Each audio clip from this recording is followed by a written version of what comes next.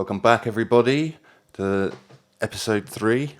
I'm Pirate, I'm Josh. and this is Paranormality UK.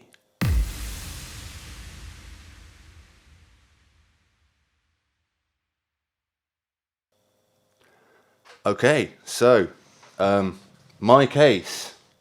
I mentioned last week that I was going to be doing what is quite possibly England's most haunted house.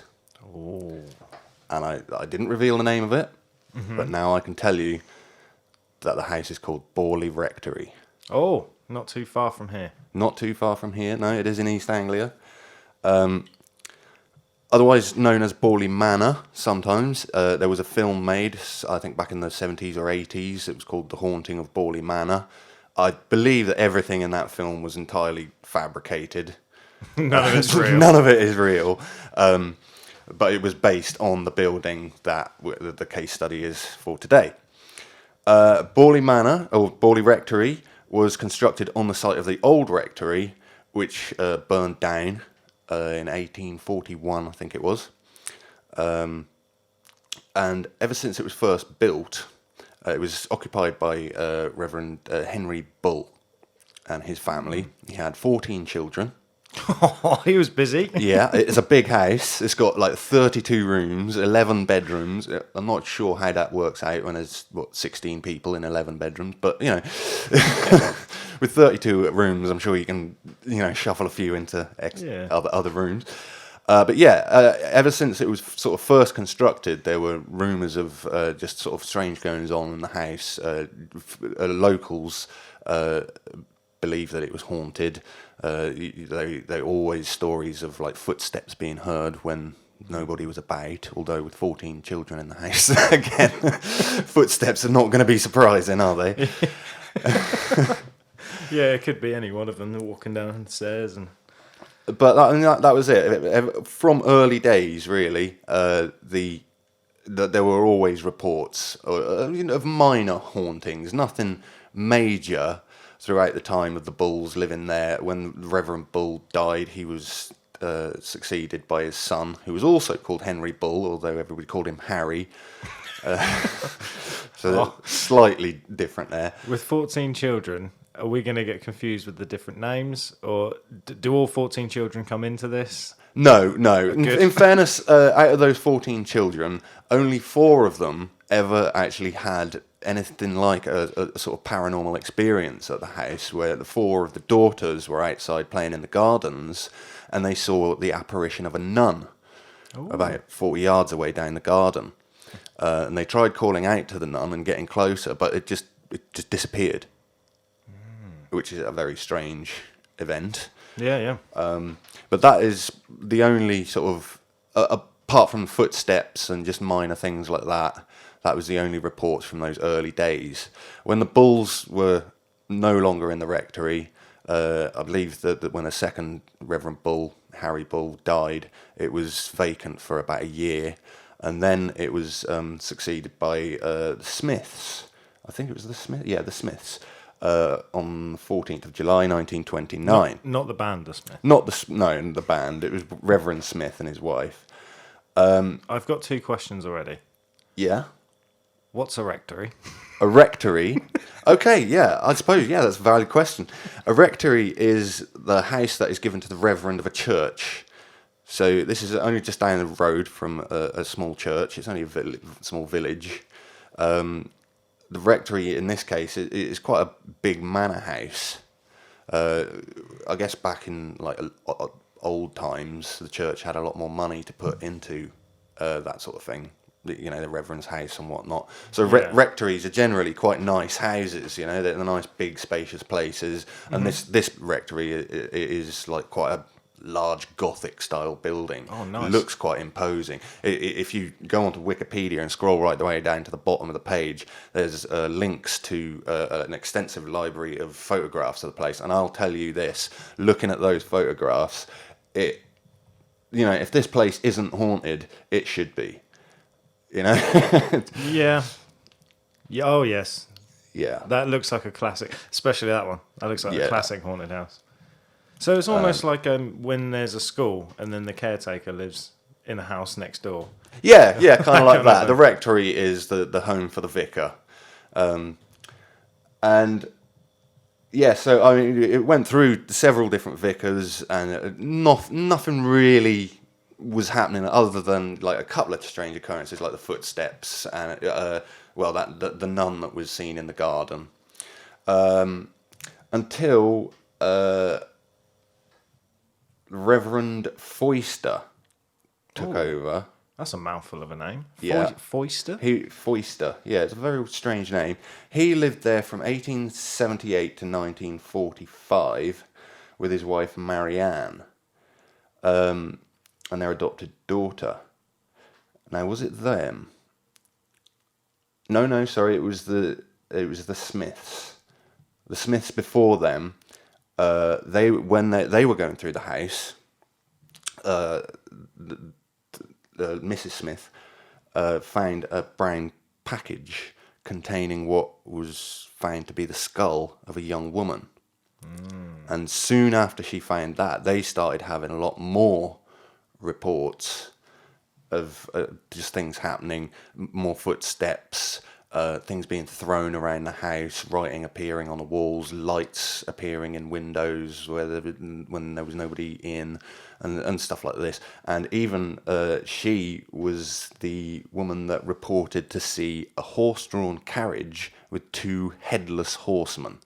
Oh. I mean, that's ramped up now, isn't it? You know, That's stepped up. that makes me goosebumps. You know, Yeah, there's something about a headless horseman. there is, isn't there? You know, and I don't know what it is, but when a story ramps up that fast and that hard, you think there's got to be something in it. That's a skull. Yeah. You know, all this activity starts going on, and they contacted the Daily Mirror to try and get hold of the Society for Psychical Research. They wanted someone to come out and assess the place.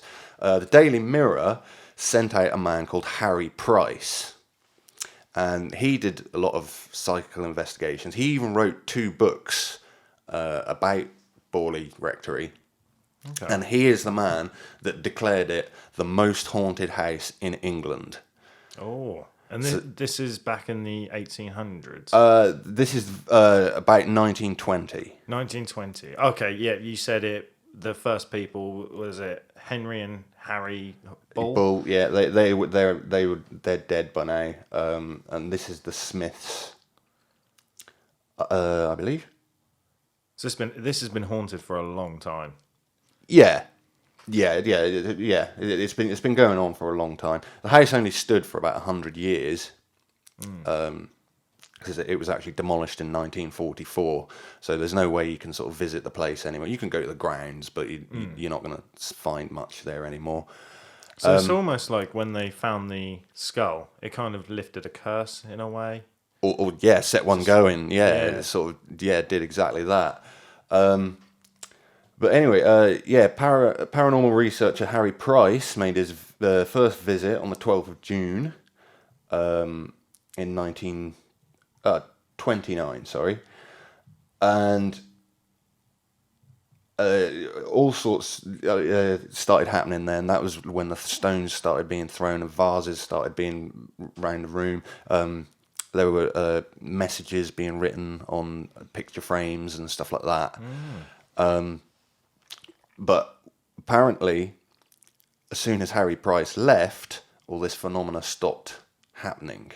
And Mrs. Smith thought that he was probably the actuator of a lot of the reports that he was coming out with. You know, he was faking it. Yeah. And again, if you look at that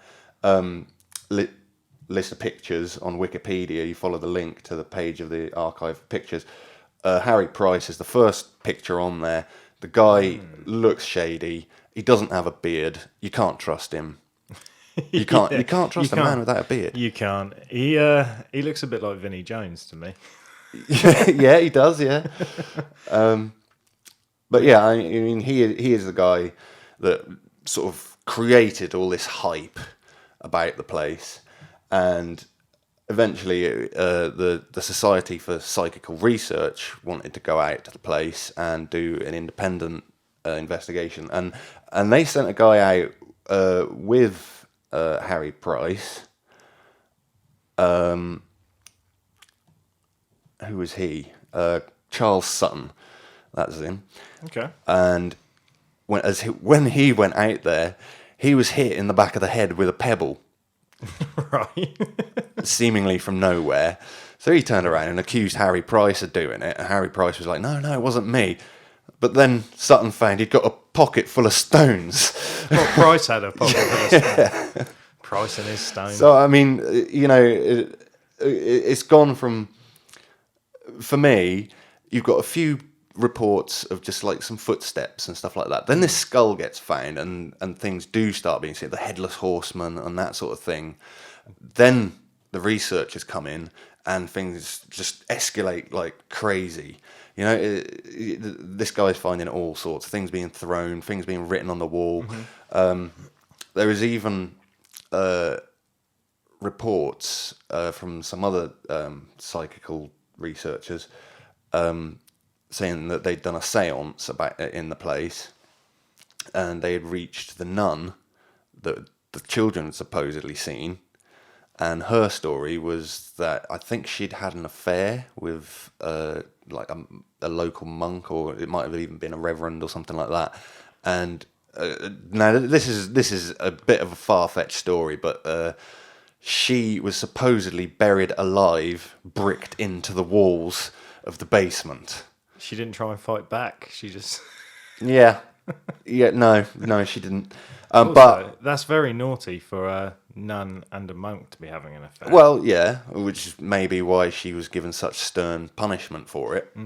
But in any case, when the building was demolished in 1944, they never found any bones. Yeah, okay. So the story of the nun is, I don't know, it's not so plausible. It's a cool story. It is a cool story, but I'm not sure it's really valid. Yeah. And I mean, like I say, the place was encapsulated by fire in 1944 or in the early 40s, and it was eventually demolished. And although people do still visit the site, I'm told, or I believe, at times like solstice and Halloween, people still go out to the church, particularly, and would like to sit in the grounds to see if they find any ghosts, I guess, and other paranormal stuff. You know what the researchers are like; they'll go anywhere, won't they? Yeah, I don't know if I'm remembering this correctly, but I'm sure Most Haunted went there. They quite possibly did, actually. Yeah, to the church in the grounds. Yeah, and a few years ago, I remember hearing stories of people, just normal people, just going to have a look because they've been told and heard the stories of Boreley Manor. Yeah, well, it's interestingly enough, I was going to go there myself last year. This is when I first started looking into the place last year, because I obviously have another YouTube channel called Pirate FPV, where I go around the place flying my little little radio controlled drone. Nice little plug there. Yeah, and abandoned buildings and stuff can be quite fun to fly little drones around, because unless a building is abandoned, you're not supposed to be flying drones around it anyway. So me and my friend were looking into sort of abandoned buildings around the area, and he suggested Boreley Manor just because of the history, or like the rectory and that. And so we started looking into it and found it wasn't there anymore. So we never went, but I believe it is a popular place for paranormal researchers to still go. Yeah. And research. I don't know if they find anything or if they don't. I can't tell you, but it is still quite a popular place for them to go. If you did fly your drone in a haunted place, that would be the best adrenaline rush you'd have. What a dad joke. Sorry. That's why I keep you on this podcast. I couldn't resist. I'd been thinking about that for the last 30 seconds. No, I'm going to get it in. Fair enough. Yeah. It would be a brilliant adrenaline rush, yes. But anyway, that is Boreley Manor, of Boreley Rectory, said to be the most haunted place in England until the Society for Psychical Research, or the SPR, went out there after Price's death in 1948. Oh no, that was that's when Charles Sutton came out and said about him hitting the stone and having a pocket full of stones. But yeah, basically everything, all the phenomena was either faked due to natural occurrences or by people literally trying to trick each other and stuff. In fact, Reverend Foyster's wife used paranormal, all this paranormal stuff that was going on as an excuse to cover her actions because she was actually having an affair with their lodger. Wow. Everyone's having an affair around this place. it's bad, isn't it? It's a love ghost, though. But yeah, basically, everything seems everything seems like it was actually like made up or just hearsay, apart from the footsteps that were like right at the start. There's got to be at least a smidgen, a smidgen of truth with the first guy, the Bulls. Yeah, that's what I'm thinking. And with the skull, I mean, these were the people that called in the paranormal researchers. So, I mean, there was surely more to the story. It can't be that the whole thing is just debunked. Yeah. And fake. That is the report on Wikipedia. But, I mean, when you dive into it, you know, locals from the area, they believed that the old rectory was haunted, which is the site where the new rectory was built. So the haunting sort of carried on through. The ghost of the nun was apparently well known in the area, and footsteps were regularly heard by not just the people that lived there, but people visiting as well. So I think there has got to be some truth to this haunting. I'm gonna say now that I think the classification of it being the most haunted house in England should be removed. Yeah, I mean, you've got that kind of reputation. Particularly when you've got a beardless psychic investigator who's making it all up. Yeah. And he was the one that declared it as the most haunted house in England. I mean, he's untrustworthy. We can't take that as gospel, can we? You can't trust old pebble throwing Price, can you? No, you can't. Pocket full of pebbles. Because, like, I mean, that guy, even though he was the one that was trying to ramp it up and this is the most haunted house I've ever been in, sort of thing. You know, our paranormality scale, we'd be reaching an 8 or a 9. Yeah. But he's made it all up. So it's like, now we're on 2. Yeah. And, I mean, everybody could say everything's a hoax when it comes to this kind of stuff. But that's why we're here, is to discuss and try and maybe focus on the more creepy things and the small smidgen of truth that is there. Because if you looked at Wikipedia for every story, I'm sure they'd say this was debunked, this is a hoax, this has happened. Wikipedia does seem to class everything as a hoax or debunk it eventually. Yeah, I guess because it's such a fact-based website, it doesn't want to do the actual paranormal side of things because it is more of an right. This is academically what happened. Yeah, you know, and I'm sure that last year when I was looking into it, it's kind of like a Mandela effect for me because I can remember reading so much more, like the photographs of when it was being demolished. I'm sure I read a story that the guy taking the photographs had like bricks thrown at him as he was photographing the place. I mean, I can't find it anymore. I don't know where that article was. I can't find it on the internet anymore. It seems to have disappeared.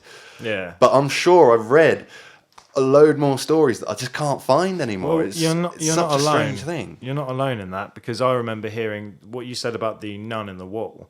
Yeah. I remember hearing that story, but it was a nurse, not a nun. Oh. And I got told that Boreley Rectory, obviously I didn't do my research or anything at the time, you just hear stories and you're like, oh cool, that's kind of cool. So I got told it was like an old hospital kind of thing and it was nurses, but it's it's not. It's to do with religion and church and Yeah, I mean, reverence, so- and there again is another point that I wanted to make was this is a house with very much religious people living in it, and for it to be the most haunted house in England, I just don't see those two things tying together. yeah, You know, I can believe that there's spirits on the land, you know, in the vicinity of the place that might make themselves known with the footsteps. The headless horseman, it's quite a stretch to believe that one, but it was reported by some of the earlier people living there. So I mean, do you disregard that or don't you? yeah. Did you say it was the daughters or the wife that saw the headless? It was the wife that The saw wife the that saw headless the one. headless Yeah. horseman. So I was going to say, if it was the daughters, it's almost a bit more believable because we discussed young children and things seem to have more of a connection with the spiritual world. Yeah, they do So generally. It would be more believable if you heard, oh, the daughters all saw this headless horseman or this figure. But the other thing I wanted to say to you is the Price, Harry Price, Yeah, he almost made the story go from this spooky, haunted ghost to this ramped up poltergeist that's angry, and he kind of completely flipped it round to make it less believable. and why would you have such an evil entity in such a religious household? Yeah, it'd be a nice ghost, wouldn't it? You'd think so. And maybe it started off as a love ghost because all these people having affairs. It's just a nice, friendly Casper the Love Ghost. And then Harry Price has come along, made it into a poltergeist, and Suddenly you got blown it up. Amityville Horror right there. Yeah. And it's all down to that one man. You know, everyone from the Society for Psychical Research. I mean, whether they had like positive identifications of ghosts or anything like that, it remains unsure. But they seem to debunk almost all of it. They're just like, nah, this is stories, it's hearsay, it's, you know, it can't be real. Yeah. But that's what they're there for, isn't it? A lot of the time. Skeptics, aren't they? Yeah, they are. A lot of them skeptics. So I mean, I think if you deep dive into anything, there's going to be someone that says, oh, it was a window that was cracked open, it must have been the wind, and yeah. it wouldn't have been footsteps, it was the pipes, and there's always... Well, this is such an old house that it didn't have plumbed-in water or electricity. This is the reason why it got burnt down, because they used to use like the little gas lights, you know. Oh, yeah. You light the wick. Lanterns. Yeah, and the little things. lantern. You got to slide the glass over the top, and one of them fell over and set the place on fire. It may have been an insurance job. We don't know. They had insurance back in those days. I'm sure they did. They must have done. No electricity, but insurance. So yeah, I mean, rattling pipes. It's not going to be rattling pipes. Yeah. So footsteps. If you're hearing footsteps upstairs and everybody's downstairs, what else can it be? I can't think of anything. One of the many 14 children he had. That's the only thing. The only other explanation, isn't it? It's the only thing I could think of. Otherwise, you are having to push up that paranormality scale, which Yeah. up until now, with Harry Price with his grey area, I mean, how do we rate this now? I mean, it's so frustrating because there's clearly something missing, or there's a disconnect, because, like you say, you've got the reputation of the most haunted place in Britain, and it couldn't have come from just a few footsteps and stuff. It can't come Do you from know what I mean? nothing. Yeah, like how do you, for over hundreds of years, you've got this reputation, and we're still talking about it today Yeah. in 2022, and this was what, 1841? Yes, like nearly 60 years after it was demolished. 1944 it was demolished. Yeah. So something doesn't add up to me. So just based on that, mine's going up a little notch. I've got faith in it. Yeah. No pun with the faith. I'm thinking more positive, because I don't want to take this information and this awesome story and think, oh, well done, Harry, you messed it up for everyone else, and now the ghost is off, he's left. Well, yeah, bye-bye. But no, I think with the skull, And the fact that the Smiths actually contacted the Daily Mail and said, can you send someone out to investigate this? Because we're having things happen. You know, initially with the Bull families, they only had like the footsteps, you know, just very small stuff. But once that skull was found, you know, someone wanted something found out about this place. You know, they wanted to get to the bottom of it, and then just because the wrong man was sent out, you know, it's suddenly it's become this whole menagerie of, you know, this stuff happening. Yeah. Do we know where the skull came from? It was in one of the cupboards. So in the house, she was clearing out some of the cupboards and found this little brown paper package and unwrapped it to reveal a skull. So no one knows who the skull is? Maybe that is the nun. Who knows? Oh. She wasn't bricked up inside a wall. She was dismembered and put into brown paper packaging and stuck in a kitchen drawer. Well, you've brought it full circle now. That's gone up another notch for me. I'm just ignoring the Harry Price stuff. I'm like, get out of my brain. That is the thing. The main thing with Boreley Rectory is Harry Price has just you've got to cut him out of it completely, because he just ruined. Well, he's made the reputation of it, but he's also ruined it at the same time by faking his own investigation. But there's still underlying stuff there. Mm-hmm. You know, at least footsteps, at least a headless horseman. Yeah. But things being thrown, was it stones, bricks? Yeah, well, I'm not sure if the stones were just from Harry Price. But like I said, the article that I found last year with the photographer had bricks thrown at him. I can't find that article again now. It seems to have disappeared from the internet. But I mean, maybe it is just on a page that's disappeared because the domain's run out or something. But I mean, there is still stuff going on outside of Harry Price's research. Yeah, I'd like to do a seance to bring Harry Price back to spin kick him for ruining Call him such a lying bastard. Well, well done, mate. You've ruined it all for all of us. But yeah, I mean, even discounting the Harry Price stuff, for me, I still want to rate it probably around 3 or 4 on Paranormal. 3 or 4? I thought you were Are you going higher? I want to give it a little bit more because it's local to us. Well, kind of local. Yeah. And like with the reputation of being one of the most haunted places, or the most haunted place in Britain, I just feel like there is an underlying element of there's something. There's something there, and it's frustrating. It's like you can almost get hold of it, but you can't. Yeah, you know, you can't pinpoint what point in time it was ruined, and so I'm going to give it a 5.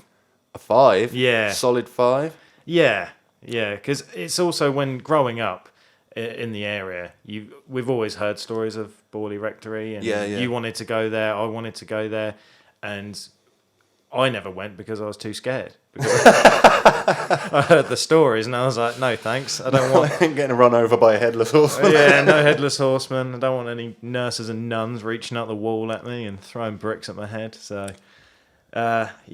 growing up and hearing those stories and things, I was creeped out, let alone just hearing the stories. And that for me isn't that what it's all about? It's hearing the stories and getting the goosebumps and the creepiness and the myths. And it is, and that's what we're here for. I mean, we are not paranormal investigators. We're just a couple of Joes who like talking about it. Yeah, we've always had strange conversations and we've always been interested in this. And we're just two mates chatting about it. You will not find me going to investigate anything. No. Definitely. I've had enough creepy stuff happen in my life that I don't need to go looking for it. Yeah. That's the way I feel. So I'm quite happy to talk about it and have little discussions about it and, you know, try and make a few jokes and make it a bit more light-hearted, because I don't think paranormal stuff has to be all scary and spooky like Most Haunted, you know, with the green light and the... You're trying to make the place look spookier than it really is. My favourite thing about Most Haunted is... When is it Yvette? Yeah, the woman. Fielding. When she used to go, copy me, woo, and then there would be no response. But That was my favourite bit of Most Haunted. And Really? yeah, because I just found it so entertaining. But I was always watching it, hoping that one day there would just be a ghost in the distance going, wee just responding. I'm sure they to it. did. They used to do the little whistle, didn't it? Yeah, see the whistles. And then- There has been a couple of times. Yeah. But it was when she was actually making like weird kind of noises that it never seemed to work. But No. I just found it When amusing. didn't she do like Ring a Ring of Roses or something several times trying to get them to? Yeah. God bless her. It was very entertaining stuff. Yeah. And they are even still going on YouTube nowadays. Mm-hmm. If you are a Most Haunted fan, and you're a little bit sad because they're not on the TV anymore, you can catch up with them on YouTube. Yeah. And to be fair, they had some cracking episodes. They did. We yeah. watched a few and we were scared watching it at break times. Definitely, and yeah. there's- Particularly, one of my most favourite ones was 30 East Drive. Yes. Yeah, which the I Black think- Monk. Yeah, we could do an episode on that one. Oh, we're definitely going to do an episode on that. Yeah. Because that gave me the heebie-jeebies. Do I want to visit the place? No. No. No. But yeah, it's definitely worth a good discussion. Yeah. I do remember that one. That's a very good one. So I'm sticking to my guns. I think Boreley Manor, yes, it's got a reputation. There's definitely something tangible there that has happened in the past. Harry Price has kind of ruined it, but I still think it's got that underlying a good solid 4 out of 10. I'm happy you said 4. I thought you were going to go 3, and I thought, no, it's too low for Borley. But I'm happy with the 4. 4 and a 5. That's what 4 and a 5. So that, I mean, we average at 4.5. Yeah. 4.5 out of 10. I'd say that's fairly decent. We should start doing that every episode. From now on, we should make an average. So we go in between mine and yours. I don't know what we've not discussed that before. Well, we kind of did on one of them where I went 7 and you went 8, or I went 7.5, and it ended up on 7 3/4, I think. Something like that. I can't do maths. But okay, yeah. Oh, well, 4.5 out of 10 average. The Paranormality scale rocks. Yes, I'm quite happy with that, considering happy Harry with that. Price ruined it. Yeah. I can't stop thinking about it. What prick. Well, you just can't trust a man without a beard, can you? No, you can't. The day. And smoking a pipe the way he was. Yeah, it's just not right. No. So anyway, if you've enjoyed the episode, please tune in next week. You see what kind of bandana I'm wearing, if that's all you're interested in. If you want your stories aired on our channel, then write to us at paranormality.uk@gmail.com, and one of us will get back to you whether we like your story and it might get featured. We definitely want to do some more of those. Yes. So 100%. get writing, and we'll see you next time.